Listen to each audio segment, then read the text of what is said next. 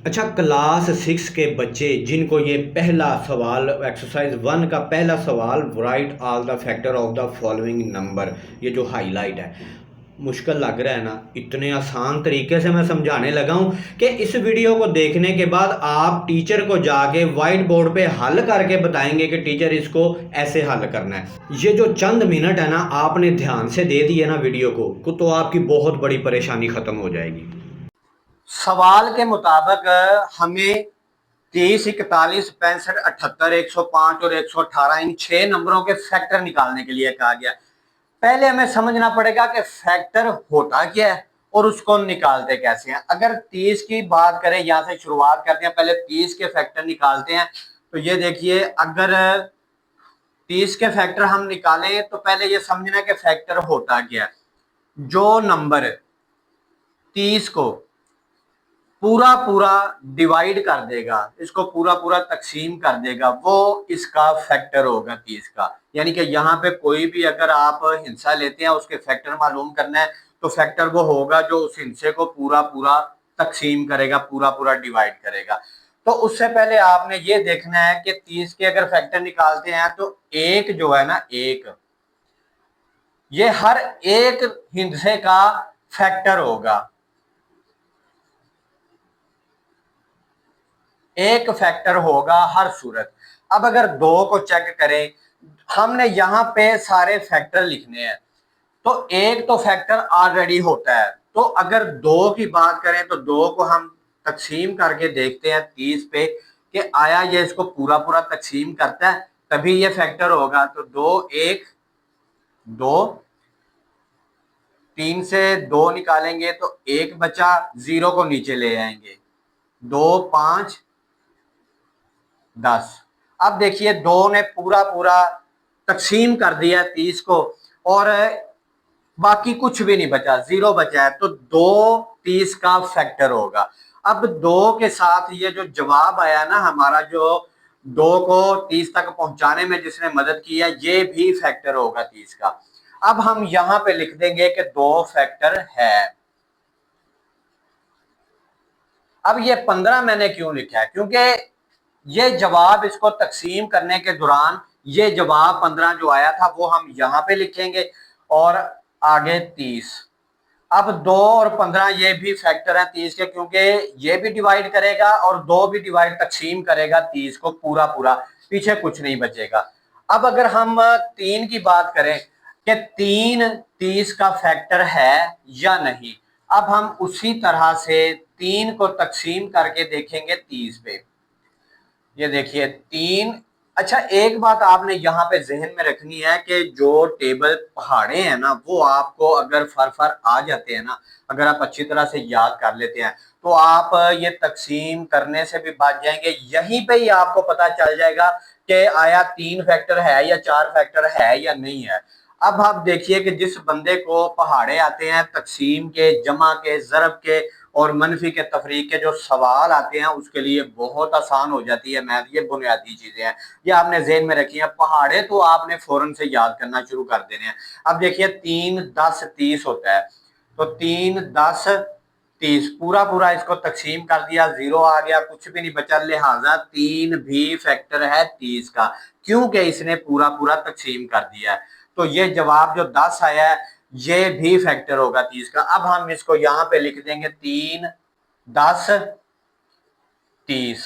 अब देखिए, अगर आपको पहाड़े याद होंगे तो आप यहीं पे अंदाजा लगा लेंगे कि 3, 10, 30 होता है।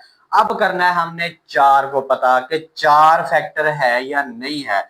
अगर 4 को हम तकसीम करके देखें 30 पे कि आया ये इसको पूरा पूरा तकसीम करता है, पूरा पूरा डिवाइड करता है, तो 4, 7, 28 होगा। 4, 7, 28 लिखेंगे। 30 में से अगर 28 निकाले तो बाकी 2 आएगा, 2 बाकी बच गया। यानी कि 4 फैक्टर नहीं होगा, क्योंकि 4 ने इसको पूरा पूरा तकसीम नहीं किया, पूरा पूरा डिवाइड नहीं किया, इसलिए 4 फैक्टर नहीं होगा।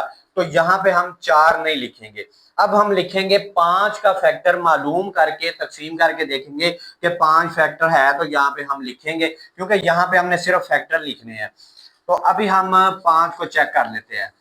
देखिए, अगर 5 की बात करें तो 5 आपको पता है कि 5 6 30 होता है, यानी कि पूरा पूरा इस पे तकसीम हो गया, बाकी 0 आ गया, तो 5 भी इसका फैक्टर होगा। अब ये आपको समझ आ गया होगा कि जो हिंसा इसको पूरा पूरा तकसीम करेगा वो फैक्टर होगा।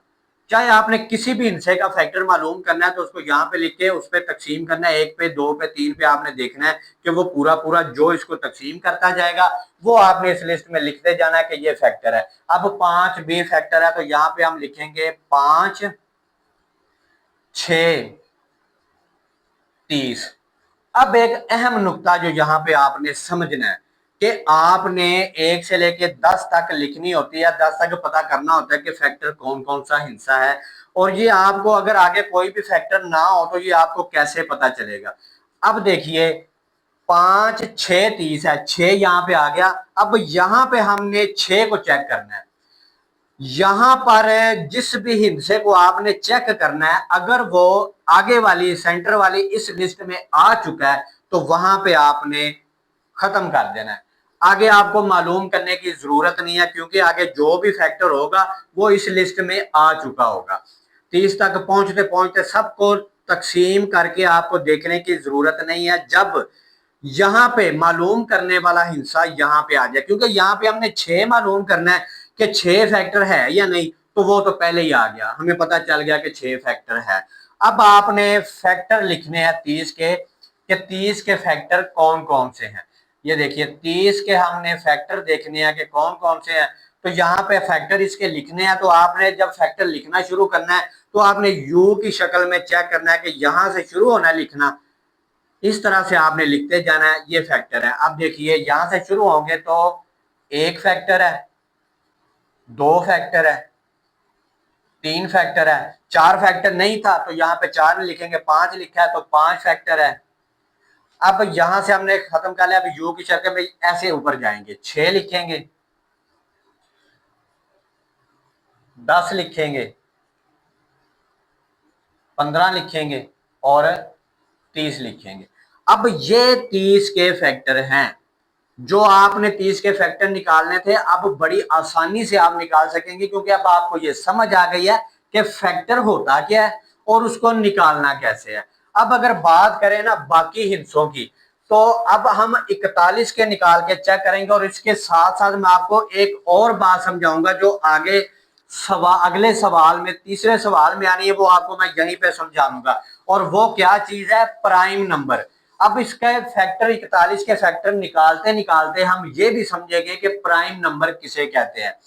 ये देखिए जैसा कि मैंने आपको बताया कि एक तो फैक्टर ऑलरेडी होता है, किसी भी हिस्से का आपने निकालना है तो एक फैक्टर होगा। 41 का हम शुरू करते हैं तो एक फैक्टर है। अब अगर हम 2 को चेक करें, 2 पे इसको तकसीम करें ये मालूम करने के लिए कि 2 इसका फैक्टर है या नहीं है, तो ये देखिए 2 20 40 होगा। अब एक बच गया नीचे, 2 फैक्टर नहीं है। इसी तरह अगर हम 3 का देखें तो 3 एक 3 एक बचा, एक को नीचे ले आए तो अब 3 3 9 होगा, बाकी 2 बच जाएगा, यानी कि 3 ने भी इसको डिवाइड नहीं किया। अब 3 भी इसका फैक्टर नहीं है, तो यहाँ पे अभी तक हमने 1 लिखा है, 2 भी फैक्टर नहीं है, 3 भी फैक्टर नहीं है। अगर हम 4 का पता करें तो 4 10 40 हो जाएगा, 1 बच जाएगा। अगर इसी तरह से सारे नंबरों का पता करेंगे तो ये 41 1 के अलावा किसी पे तकसीम नहीं हो रहा, 1 के अलावा 41 का कोई फैक्टर नहीं है। अब बात करते हैं प्राइम नंबर की। तो ये आपने जहन में रखना है कि जो हिस्सा 1 के अलावा कहीं पे किसी और हिस्से पे डिवाइड तकसीम पूरा पूरा ना हो उसको हम प्राइम नंबर कहेंगे, यानी कि ये 41 प्राइम नंबर है। अब ये आपने देख लिया, सबको तकसीम करके सारे हिस्सों को हमने देखा बारी बारी कि कोई भी इसको पूरा पूरा 41 को तकसीम नहीं कर रहा, तो ये क्या होगा? प्राइम नंबर होगा। ये 41 प्राइम नंबर है। जो हिस्सा 1 के अलावा किसी और हिस्से पे डिवाइड तकसीम पूरा पूरा नहीं होगा, उसको हम प्राइम नंबर कहेंगे।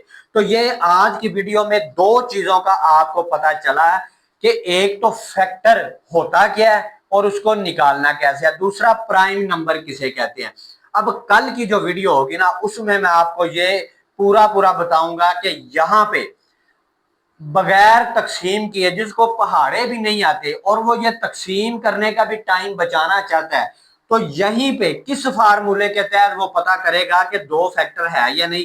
क्योंकि अगर वो फैक्टर है तो उसको तकसीम करके देखिए, अगर वो फैक्टर नहीं है तो इसकी तरह उस पर टाइम क्यों जाया करें। जैसे हमने 3 को तकसीम करके देखा, ये फैक्टर नहीं है, तो अगर हमें यहीं पे पता चल जाता कि 3 फैक्टर नहीं है तो हमने ये तकसीम करने का टाइम बचा लेना था। अब कल की वीडियो में मैं मुकम्मल आपको फार्मूले बताऊंगा कि एक एक हिंदसे का क्या असूल होता है, कि यहाँ पे क्या ऐसा करना है कि आपको पता चल जाए कि इसको तकसीम किए बगैर ये फैक्टर है या नहीं है।